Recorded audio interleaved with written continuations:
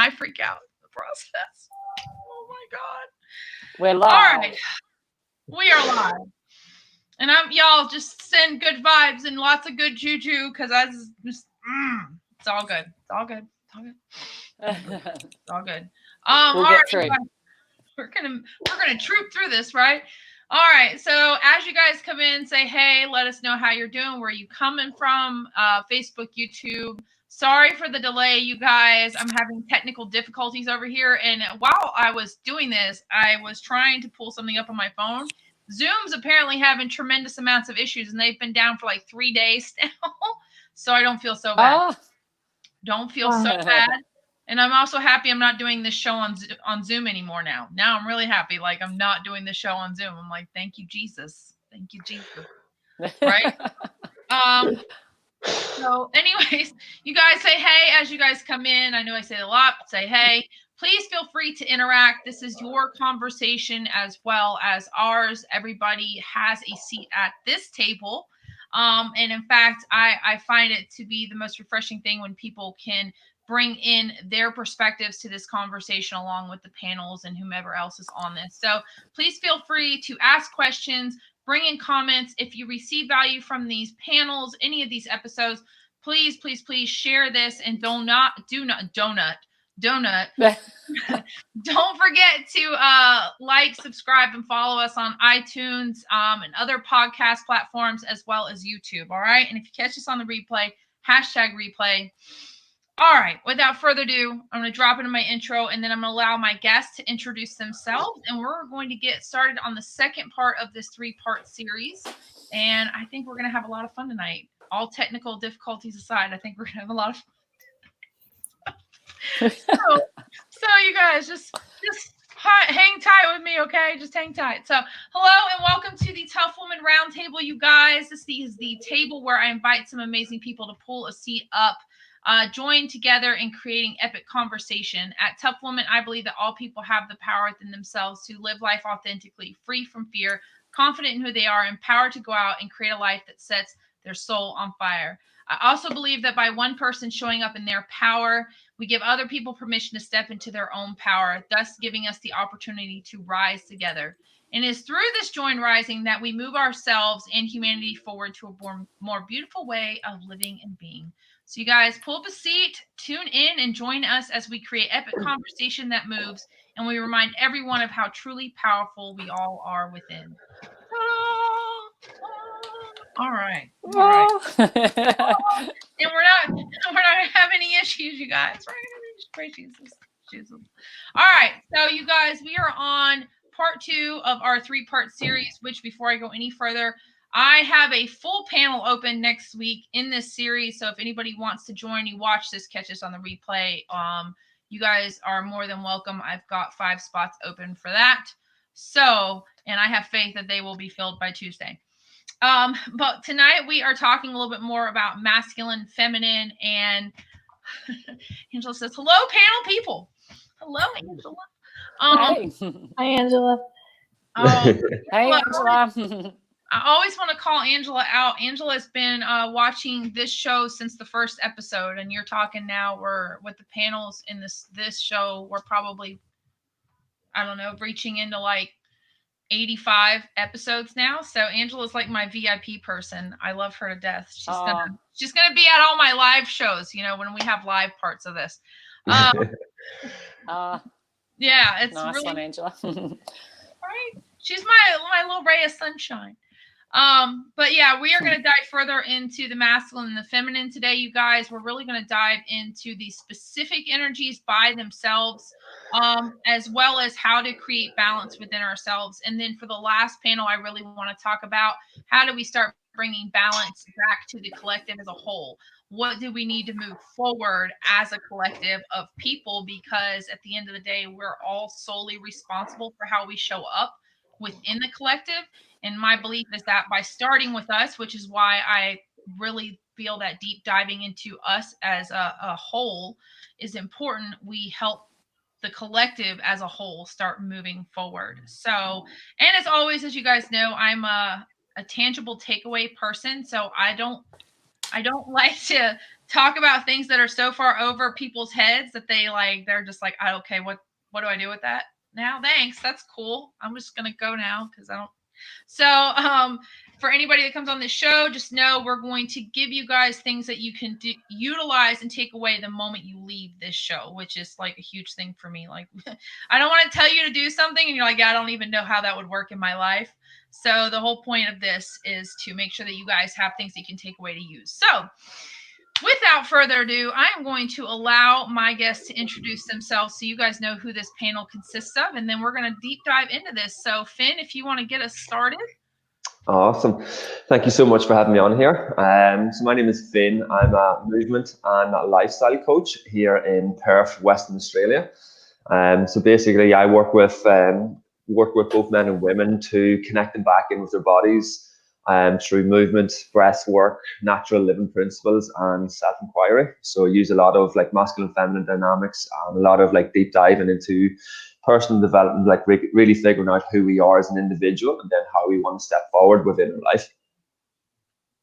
Yeah. Awesome. All right. I'm excited. All right, Nika. Hi, everyone. My name is Nika Molini. I am from Toronto, Canada, and I am a mindset and marketing coach. So I work with a lot of young women mostly, and I help them to really build a sense of strong self-worth and really rebuild their self-image so that they can feel confident and happy and satisfied in their lives. I also help entrepreneurs with their marketing strategy. So I help people start their own podcasts, grow their Facebook groups, and all kinds of things related to their marketing. So that's a little bit about me and what I do.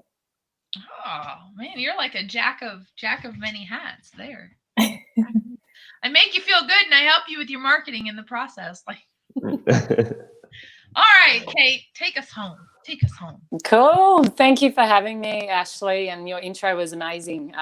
Thank you for sharing that. And so I'm based in Australia, in Brisbane, and I'm a confidence and transformational coach. So I help women to get back to their core and really get rid of that emotional baggage that they've been carrying, the grief and trauma, that self-belief and self-doubt that's really been holding them back, the old beliefs and behaviours that they've created for and carried on into their adulthood. So help them to work through those and create the life that they really want to live and get out of their own way. And also shifting unwanted weight where, if they're wanting to do that because and to stop the dieting and the yo-yo self-sabotage behaviours. So, yeah, that's what I do. I love it. Everybody, I love it. I always love, and before we go into this, I want to just make this observation. I always love on these panels that all the people that come on here have this, which is why I think this panel is fun. But I think we all have this goal of helping people overcome the things that they've been led to believe they're not capable of, like our own limitations, so that we can tap into being the most powerful parts of ourselves. I'm reading, before we get into this, I'm reading a book called The Gene Keys. I don't know if anybody's ever had an opportunity to dive into this book, but I highly recommend it. Highly recommend it. Angela is actually the one who sent it to me.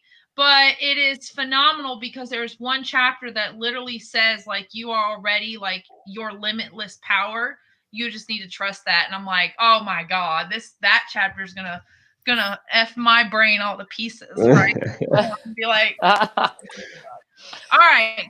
And that's funny because when we're talking about these energies, the thing that we have to really recognize is that we have to learn to trust them. And this is something I would like to dive into here in a moment. And actually, maybe this will be how we dive into it. But I know as a woman, for the longest time, I've had such a disconnect from my feminine energy. And it was really what I realized along that journey of diving back into reconnecting with the feminine, because I'm predominantly masculine. Kate, you've met me. Nika, I don't know how much of me you've gotten to see, but I am predominantly masculine in my energy. I work well with men. I work well with all people now, but I used to like to think that I worked predominantly well with men. I've worked in all male industries most of my life, so I was always just very like dominant and very masculine. And what I realized in coming back through the journey and really starting that journey of diving into my feminine was A, I was not connected to my feminine, and B, my feminine did not trust me whatsoever. And I don't know how many of you can resonate with that. And maybe you guys can iterate a little bit on your experience. But what I realized that when I was going back, there was a point in time in my life, in my younger life as a child, where I experienced trauma within my feminine energy. Like I experienced deep trauma to my feminine, and I literally disconnected from her, and she no longer trusted me. And every time I would try to reconnect, my masculine would just like bulldoze over her, like sit down, you just go there. You don't, like, every time I would like, want to, like, I'd ask myself a question, it was always like no, or you don't know what you're doing, or just that internal dialogue. So I want to ask you guys, what was the journey like for you in coming back into your own energies, into those predominant for those masculine and feminine? And I would have to ask is like, which one are you guys predominantly, more masculine or feminine? And what was that journey like to get back to finding those and bringing those together as a balance? And feel free, anybody, to I'll jump in. So I'm very similar to you, Ashley, actually, in all my career, and even as a kid, I played with the boys. I was always playing footy. I was playing cricket. I was sporty and, sporty. I would always help Dad, with his construction, when he was working, building. And I went into an industry for 15 years in the male industry. So it's funny, the disc profile, saying that I'm a D in the disc. I wasn't actually a D in disc profile, but when I was doing it, the lady actually said to me, and I get told it a bit, that I'm definitely a real D. And I'm actually not, but I've really trained myself to be in that masculine, because I had to be shaking men's hands all the time to, hold my space on construction sites and in, that male-dominated industry. So I, found that there was some wounded feminine side of, for myself, and exploring, allowing myself really as well to explore that my more feminine, feminine side. So it's interesting exploring and seeing what that looks like. Awesome. I'll jump in next. So for myself, definitely, like when I was growing up in rural Ireland, I was growing up in a very masculine dominated world. It was like family was farmers. Everything was like, I had two older brothers. I was the youngest. But I always felt like I was a lot more sensitive. I was a lot quieter, a lot more sensitive, and a lot more kind of like connected and in tune with myself, like in more of that sitting in more of that feminine energy. And like a lot of times, like I've always had connected with girls a lot easier compared to guys, because I never felt like I could own myself. I could really hold myself within that. And as I've been on the journey, it's been really allowing me to step into that healthy masculine and finding the difference between like the wounded masculine compared to that healthy masculine with it, because like it's been portrayed so much in my life about that, like over dominant, that all the different wounded traits coming up with the masculine, and that's what that's what I had perceived as that masculine, but it actually wasn't coming from that healthy space. So as I've been on my journey, it's been really like stepping into like my power, being able to step into that healthy divine masculine energy while embracing that sensual feminine energy within myself as well. And it's been a beautiful dance, kind of working between both and really kind of catching myself and seeing myself of like what triggers me to cause me to show up in any of the wounded states. So it's been super interesting. Yeah, cool. Very cool.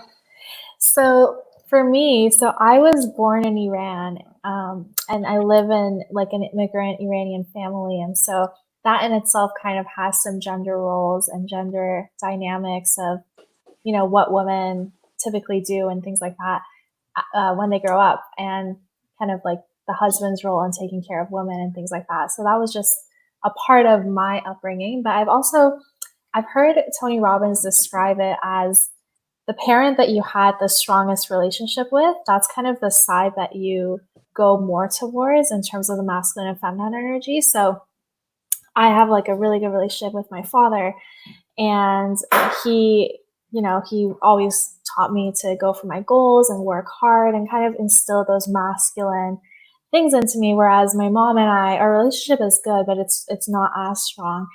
And so when I really think about my journey and learning to balance my masculine and feminine, I definitely have veered towards more of a masculine energy, just always trying to work hard and get to my goals. And also in entrepreneurship, there's a lot of, especially people my age, there's a lot of kind of masculine energy and getting to your goals and getting to certain income amounts per month and things like that, and kind of business from this perspective of the masculine. And so when I came into coaching and I realized that there can be money made and business done in a way that is aligned with the feminine and aligns with flow and things like that, I was just really surprised and impressed by that.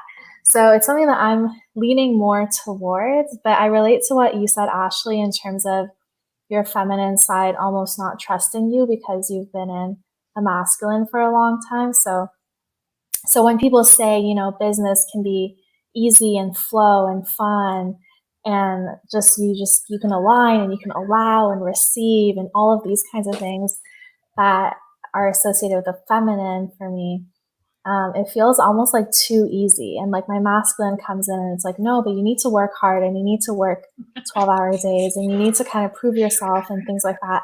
So it's still kind of an internal conflict. Like it's definitely something that I am working on. So that's my journey. And you know what? That That's actually awesome. really, like, as we were talking, that made me realize, I talked about wanting to dive into each of the respective energies, and I think that's important. But what I actually think is really important is also to talk about what it means to be operating out of a wounded space, or a wounded feminine, or a wounded masculine, and what does that look like? And I say that from the perspective of, what does it look like for you? Because for me, and what the last panel actually taught me, there's no specific like example of this is what a completely balanced masculine and feminine person looks like, right? We all operate like, the one thing I learned from the last panel, and this was really neat, and it was from Veronica, is that it is actually beneficial to understand what energy you operate out of more powerfully.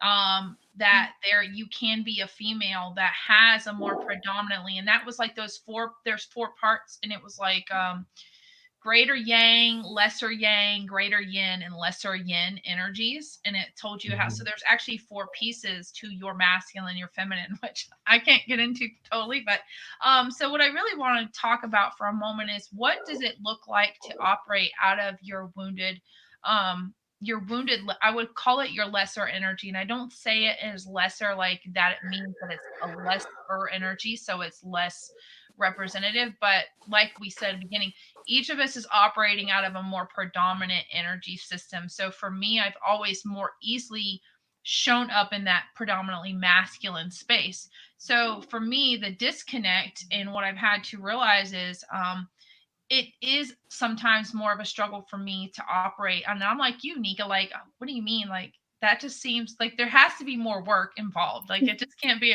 oh, just poof. Like when we talked about gene keys, it's like, oh, just, you're already in your power. Just trust that. And you tell someone like me, like, on human design, my strategy is wait to respond. Like, are you with me? I have to wait. I have to wait. What do you mean? So, so for me, that battle, for me, the wounded has always been able, like, no self-care. I have to take care of all these people. I always hold people to like this extremely high expectation, and then I hold myself even higher.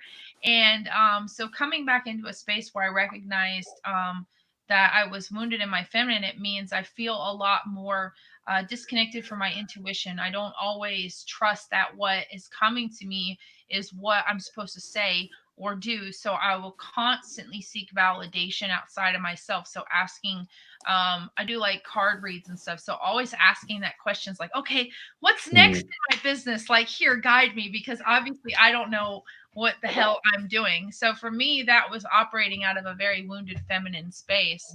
And my masculine internal dialogue was always like, listen, you don't know what you're doing. Like that, she doesn't know what she's doing.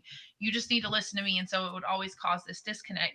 So Finn, I'm going to ask you first, what was it like when you said you were growing up and you always felt more sensitive? So there was that, that imbalance essentially. So what was it like to start recognizing maybe the more wounded aspects of your energy? I think before getting into kind of like noticing the more wounded aspects of their energy is like giving a bit of context to like with masculine and feminine for people to kind of understand. It's like the way I kind of look at it and the way I kind of teach it with my clients is when we look at our masculine energy, when we look at our feminine energy, is like our masculine wants to, like, that's where we're on point, we're connected to our purpose and we're living in within our purpose. So if you think of that healthy masculine, it's like they know exactly, boom, this is my purpose, this is what I'm working towards. So then within that, I'm going to be committed, I'm going to be dedicated to, I'm going to be like really strong in my leadership. And like these are all healthy traits within that masculine energy, that because that is making me step towards my purpose. And then for the feminine energy, it's more so it's like they feel like they want to be held, they want to feel safe, secure, and loved. Is them big ones that feminine really craves and wants that. So by whenever they're felt safe, secure, and loved, that's when they're able to be a lot more creative. They're allowed, as Nikki was saying with the feminine, is like that's when the creativity comes a lot more within business, within life, because they feel safe, they feel secure, they feel all of these things. So that allows them to really step into that feminine flow with it. But then, like with that all, it's like as we were looking within myself, it's like every single person has that divine masculine and feminine in them. So it's like once you are on point with your purpose and you feel secure and safe and loved with that, that's where you're going to be able to flow and merge between both of them energies. Whereas when we start looking at when the wounded aspect starts coming in, like I find a lot of that comes in with when we become hyper aware of our triggers and our stressors that pull us into that lesser state within ourselves. So when we start looking at something triggers me that causes that like a heightened reaction within the nervous system that causes frustration with me. So then that might cause me to drop into a wounded state of masculine because someone might have challenged something that I'm doing. So then I'm going to drop into that wounded side of being as like got frustration. Then I'm going to have to like, I'm going to fucking show you. I don't know if I can say curse words, but I'm going to, it's like, I'm going to show you. And this is when we can step up in that. You can see where a lot more of that wounded aspect of the masculine might come up because I'm going out to prove a point. I'm going to be more aggressive rather than coming from a grounded, loving space with that. Or we might drop into more of that. I'm going to be like really needy because of like in that feminine, there's a wounded feminine aspect. I'm going to be really needy and like wanting all of this because I don't feel loved, I don't feel safe, don't feel secure.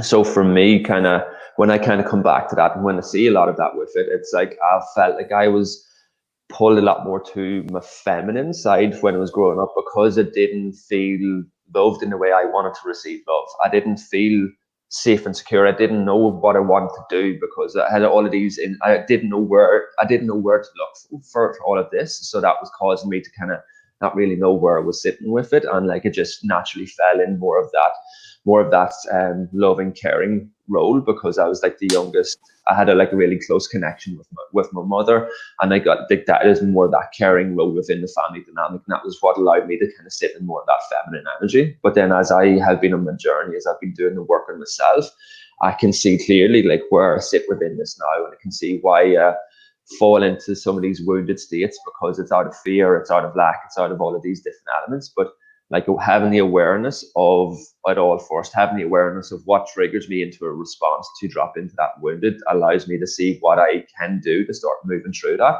and kind of working through that. So, yeah. And thank you for the context thing. You actually you answered something that I wanted to like get on there, but I was so excited about my train of thought. But no, thank you for that. Yeah, so it was really important. I'm glad you did that because it is important to for people that come on who didn't see the first one to understand a little bit about what that feminine and that masculine energy is. And actually, this would be a great space, Kate, if you want to tell them the little analogy as well that you gave to even put it into more of a latents term, I guess would be the proper. Yeah, yeah, cool. And that was a really good, I was going to say the call's over, like you just covered everything, Finn. That was really good description of, those areas. So thanks for explaining that. So what I've read an analogy that is a container. So the container is a masculine. So the outside, the outside of the container, and the water that goes into the container is the feminine. So the masculine's on the container, and the water in is the masculine's. The feminine. Mm. So that's a basic kind of analogy for people to kind of get their head around if you're fairly new in this space, and bringing your awareness to this area. And I think I want to ask you guys the same question I asked Ben, but I think a lot of us, this, and why I feel these panels are so important. Like next month, I really want to emphasize on holistic ways of bringing balance within ourselves. So, so anybody who wants to join on those panels, but really it's like, what's a way to build ourselves? These are things that I feel are important for us to talk about, but it's still not widely discussed. Or when you talk to someone about the masculine and the feminine, it's like way high up here. Like for those of us who are not like deeply ingrained in energies necessarily, it's like way up here, and you're going, okay, I don't know how that's going to work in my life, but sure. So I think it's great to bring on, like, I think you guys are great on here, and I really appreciate everybody coming on. It's great to bring it into a place where people can start integrating it and going, okay, well, how does that work in my life? Because again, at the end of the day, it's everybody's journey is different. And so I think that being able to bring all these perspectives in is going to help people integrate that as well. So I would ask you now, Kate, since you gave us that analogy and we're on you, is how and if it showed up in your life, what was it like having any what were the wounded energies like if they showed up in your life? Like when you were going through your journey and starting into it, what did those potentially look like? Because I think it's important people understand, as Finn was saying, those triggers and that awareness, what does it look like to start understanding where you may have some wounded energy? So what did that look like in your journey? Yeah, cool. So when I started to kind of explore, it was similar to you with saying about, it was the trust. I didn't trust in myself. I didn't believe in myself. This was my wounded, feminine, that I didn't believe in my own gut feeling, gut feelings, emotions, like allowing myself to actually feel emotions. I'd push the emotions away, ignore it, that'll go away, just get on and do things. And that was actually holding me back in actually flowing, as Nika was saying about the flow. It's being in business, just go, and even in my career before I was in business, it was just do and not look after the internal core, my internal core emotions and feelings that might have been coming up throughout the journey, whether I was sadness or if there was any anger and trust or, abandonment, feeling like being abandoned by certain different aspects, of that loneliness and stuff, and actually feeling those so that you can, step into and be able to be safe in a space of feeling your emotions and sharing them. I feel I feel a lot more comfortable in stepping into that area now. So, and being more open and vulnerable, and flow. When you are flowing, it is light. It's things are easier. And I always thought if I stopped and I was flowing, that would stop me from moving forward. But it was actually the opposite. I was getting in my own way in my masculine by just do and not actually tapping into that more feminine, softer side of myself. I'll say I know that feeling, the do until you like want to just hit your head in something. Yeah, that do. That do. Yeah. Oh my gosh. So yeah, I would say I completely resonate with that, because that was my issue. Is just like feeling emotion. Like there's a meme and it says I'm really bad at making people feel better. And I always used to joke it was me, but it was a guy who's like crying over a toilet or something, and then you see it from the perspective of the person who's like providing comfort, and he's got a very long handled broom and he's like tapping them on the shoulder. It's like, this is how good I am at reassuring people. And I'm like, I know exactly the one you're talking about. It's awful. Like, oh, that's so bad.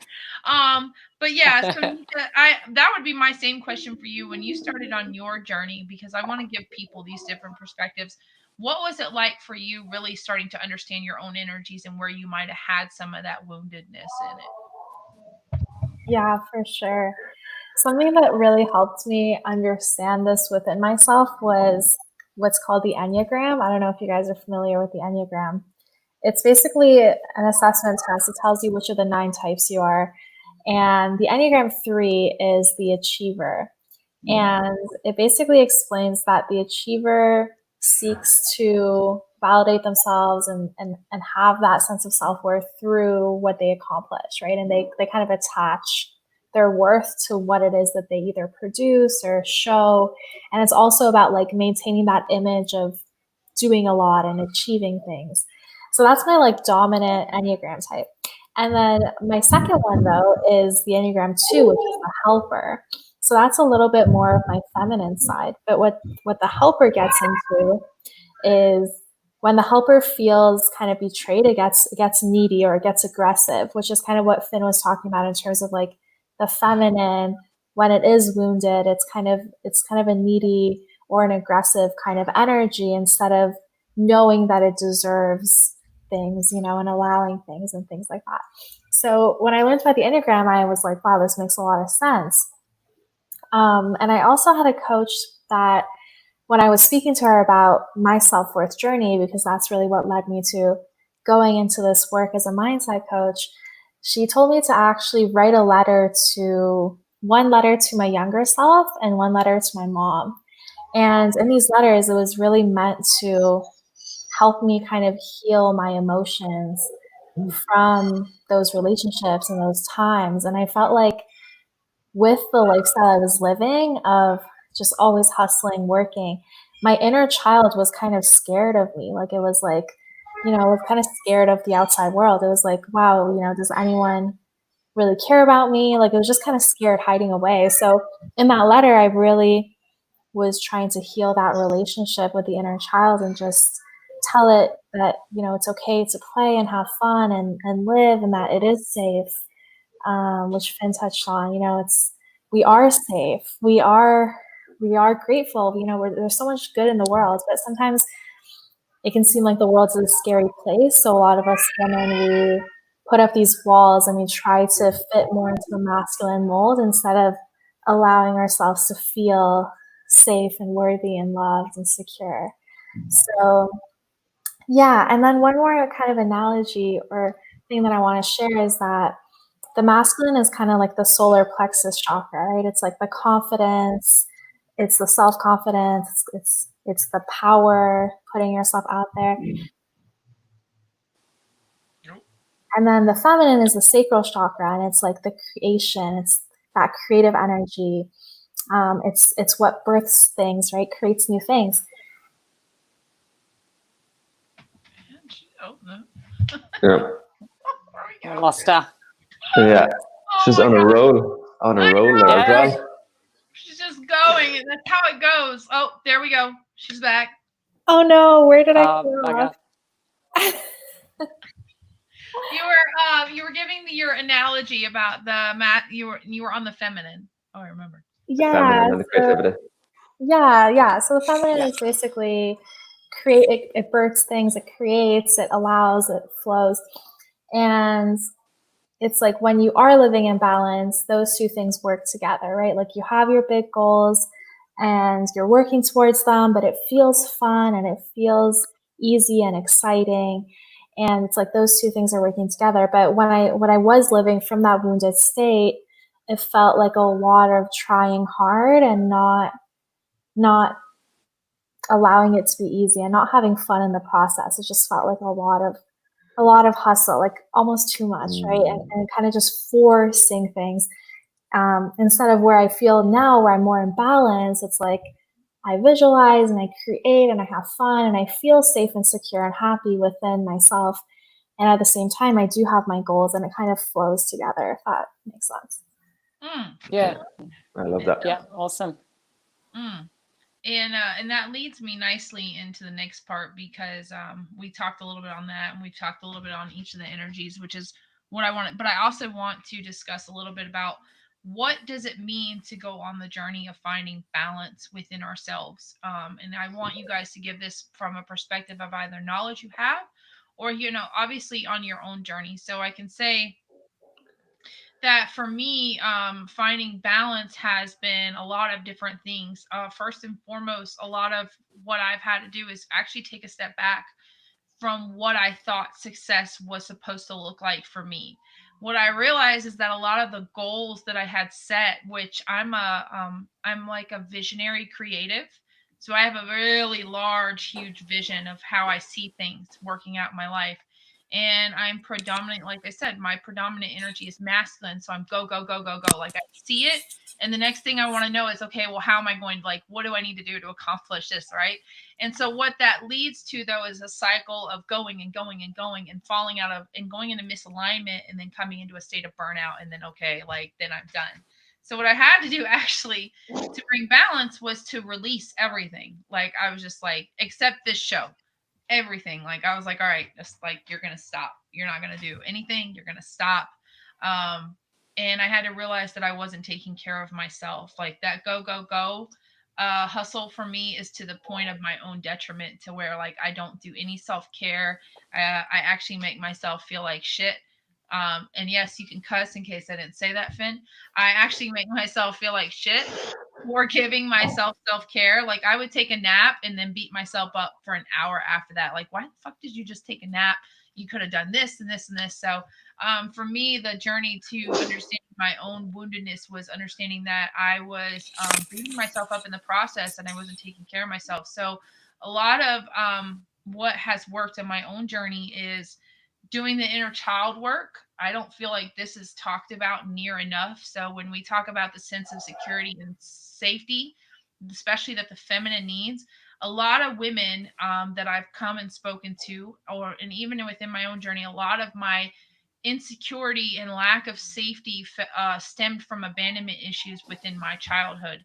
So for anybody who's out there, inner child work, I highly recommend it. And I can't tell you that there's any one way to go about doing inner child work, other than you have to start healing. And there is a plethora of healing modalities out there.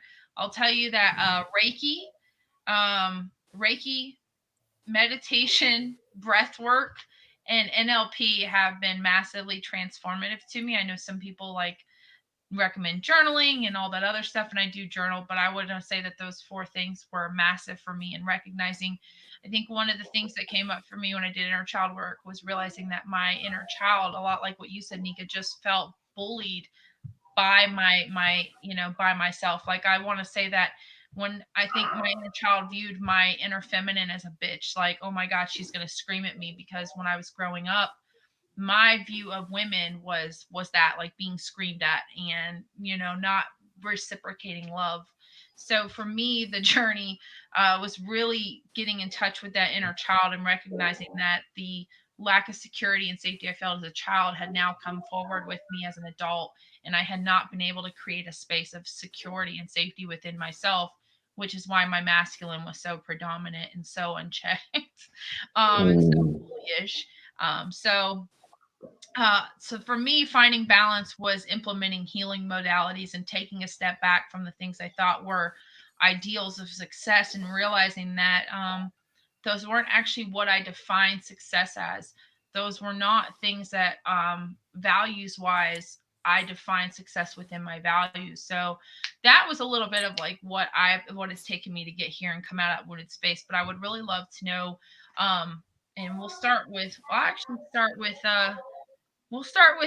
Nika first. We'll go backwards this way, and then Finn, if you want to go, and then Kate. What did it take you to start finding balance and bringing balance into your energies?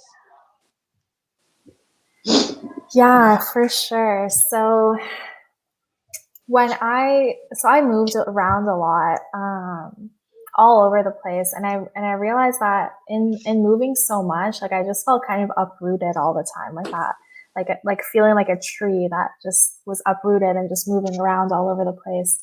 And I really needed to find that sense of safety and security within myself, as you were saying. And it took me a while to realize this, like having my coach and her helping me understand the inner child and understand the feminine was really what started my journey through that. And it was challenging because, as I was saying, like I was attaching my sense of worth and happiness to these external things. So really coming to this understanding that it's actually all within myself, and that I can find that place of safety and happiness internally was a huge thing for me. So yeah, some of the things you mentioned, meditation, that definitely helped. But something I was encouraged to do is just ask myself, what brings me joy? You know, what really lights up my heart? Because when you are in that state of joy, you are in a healthy state of the feminine. You're allowing, you're enjoying, you are just allowing things to come and to be free. So I started painting, and that brings me a lot of joy. I started reading, and I just started doing the things that were not productive, but were really nourishing for my soul. And just having relationships and talking to people, not for the sake of business or anything, but just for the sake of friendship. And it took that shift to thinking about what brings me joy and what makes me happy, and getting into that in order to start healing that relationship with the feminine. And then in terms of my safety, it just took me really sitting down and thinking, I am safe, and just affirming that, you know, I am safe, I'm healthy, I have gratitude, and just working on affirmations really helped me get back into a centered place. And from there, it was a lot easier to introduce healthier aspects of the feminine back into my life. Healthier aspects of the masculine back in. But kind of like you said, it took almost like detaching from things and just saying like, okay, I'm just going to stop all of the hustle and the stress and just take some time for myself and do things that make me happy. And then when I'm ready, I'm going to find a way to do things that feels more in balance with who I am. Finn, I would ask you the same question, and I feel like you're gonna have some like tangible stuff too. That's awesome, Nikki. I think the big one for myself was when I started on this journey of self-discovery for myself. Like I probably spent the first maybe 3 or 4 years searching for the answers in in the superficial stuff. Started like reading into like the power of now, looking at the laws of attraction, looking at all of the kind of the nice side of spirituality, like I'm looking at all of the white light and love side of stuff. Like I found, like I absolutely love that stuff. They put so much emphasis on that. It's so important. But for me, like I was putting so much emphasis on positive thinking, just attracting all of this stuff in, but actually not going to the depths of the darkness that was in as well. And it wasn't until I started doing some men's work that got me to like look deep into the shadows and look at that depths of the darkness and like the wounded side of myself. It was just like, oh, fuck, this is what it actually is about for me. So like I encourage anyone who is on this path for themselves. It's like, yes, look for the light, look for that light and love, recall in all of that aspect of spiritual wellness, but also like go to the depths of the darkness, find people that can support you and take you on that journey of going inwards and looking at your shadows, looking at them core wounds that are deep within you, because it's not until you actually start working on them core wounds, like with the inner child work, with all of that, that you're able to actually start allowing yourself to release and let go of these old patterns and these old belief systems that are holding us back. And like I think that was the biggest game changer for me when I started doing that.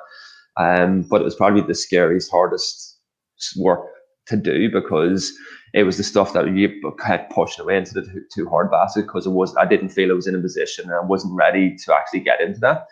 But the more I kind of kept leaning in and just reaching out to the right people, finding what modalities work for yourself to allow yourself to get to there, So again, for me, as I said, like it wasn't until I started doing a lot of men's work and met some amazing facilitators who I felt safe and secure with, to go to them depths and be held in that space from that like healthy masculine, that allowed me to actually see what it was like to be supported in a brotherhood, to be supported in that way.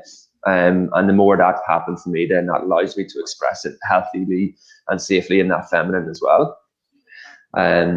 And then I think the biggest thing when we're doing the deep healing, that's where we're kind of going into all of these different aspects of it, but then bringing that back into our day-to-day life and how that shows up for ourselves and how we integrate all of this deep healing is what is probably one of the most important things, but one of the things that's often overlooked.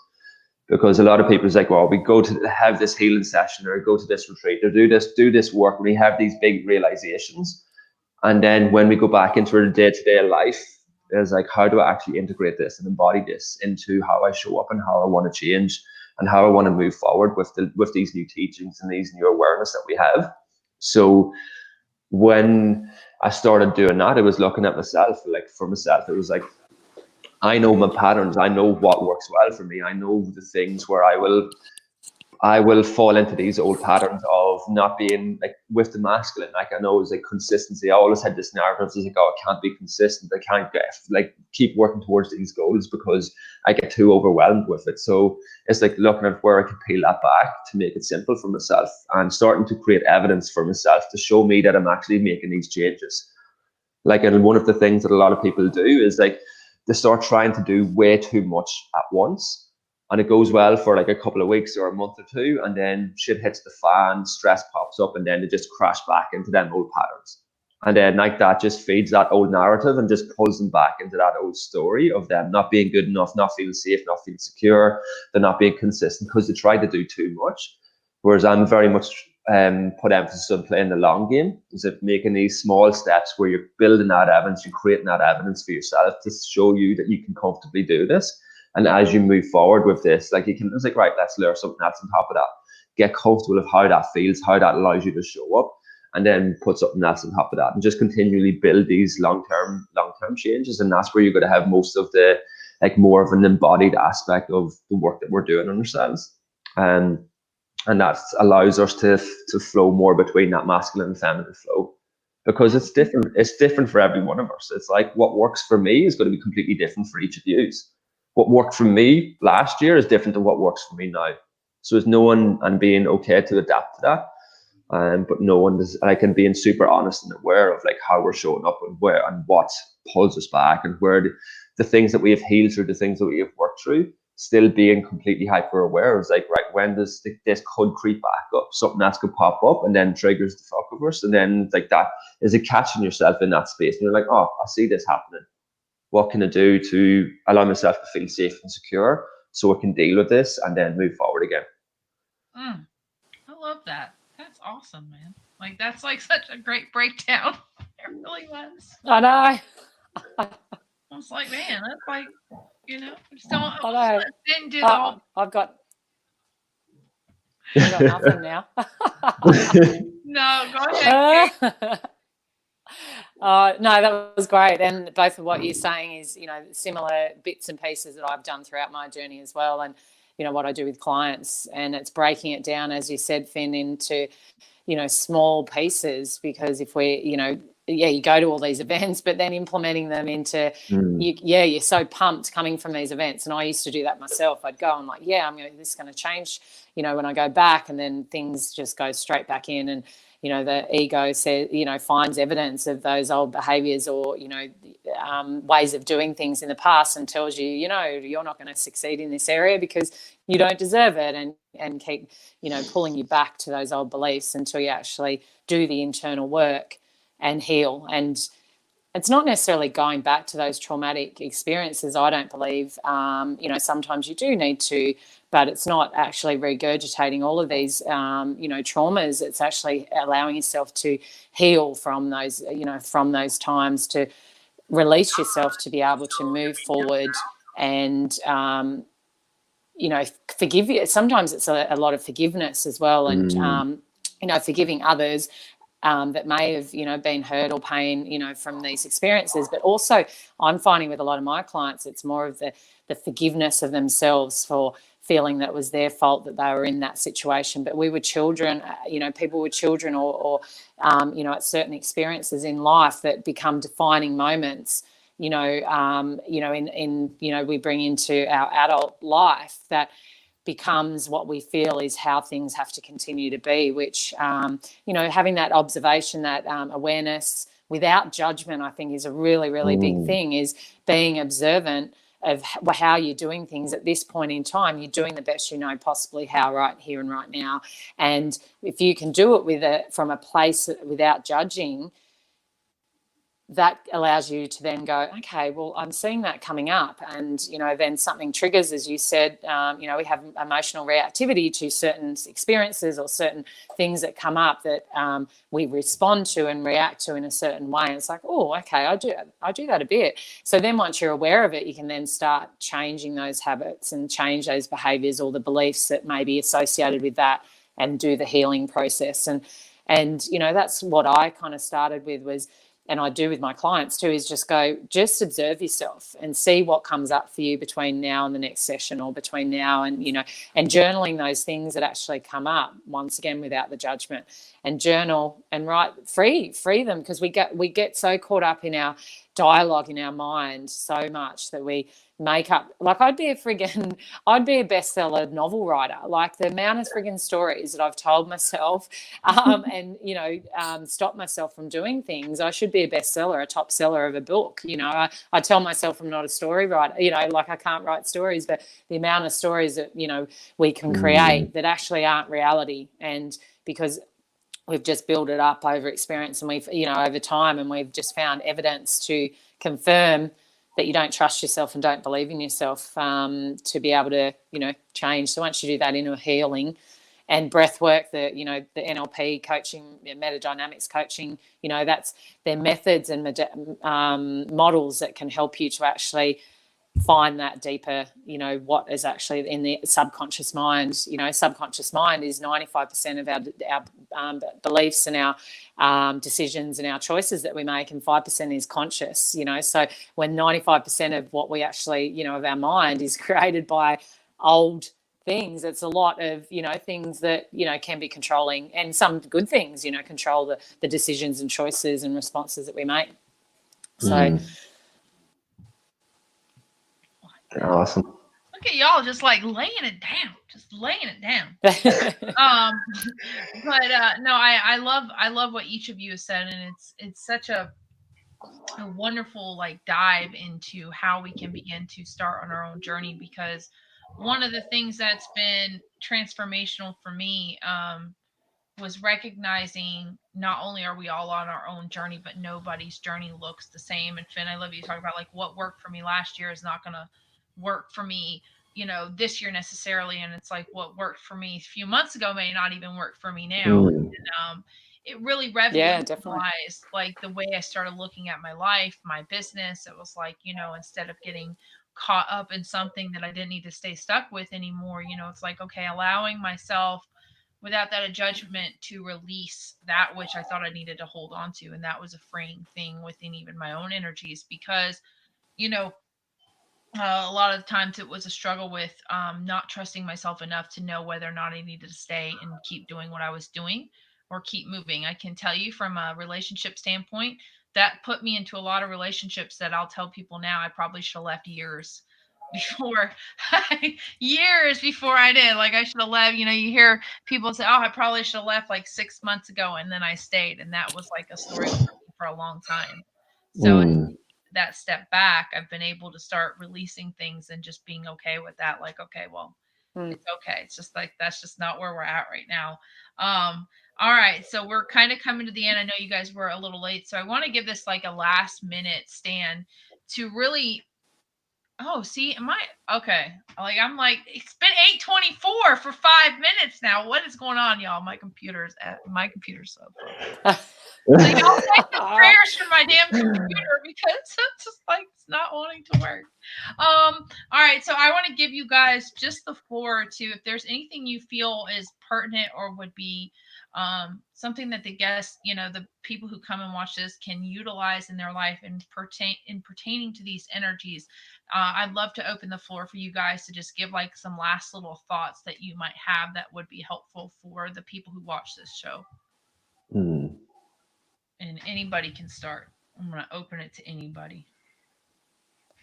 Well, I'll go. So I just encourage people who might be not aware of this and feel that things maybe are not where they're maybe wanting to be in their life, and, exploring and just being open, because some people can think, oh, this is a bit woo-woo, la-la type stuff, but be open-minded and open to exploring what might work for you. And as you evolve, as you grow, things change, and it's just adapting and finding what works for you. As Finn said, it's finding what is going to work for you is the key, and just tap your foot in the water and see what feels right. And don't be ashamed to actually ask for help.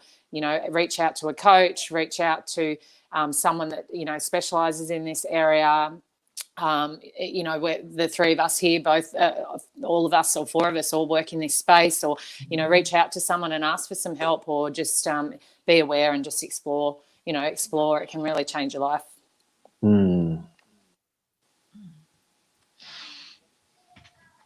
All right. I'm going to say, Nika, you can go next if you have anything.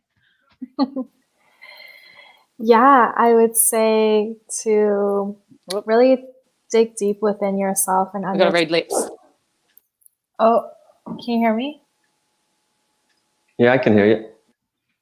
Okay. Oh, okay. Okay, perfect. I can't hear her.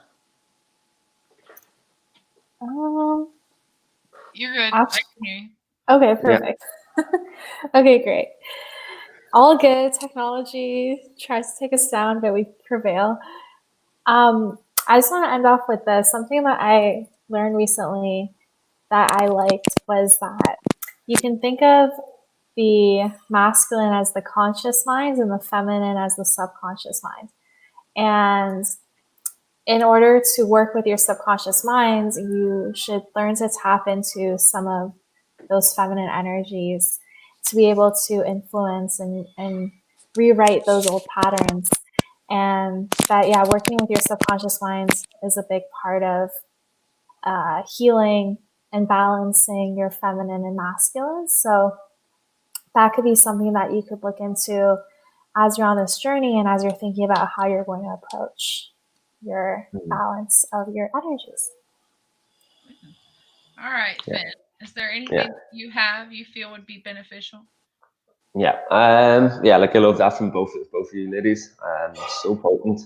But I think for me, the biggest thing that I want to finish off with is just peeling things back to simple, and start checking in with your awareness. Just start allowing yourself to become more aware of how you show up day to day.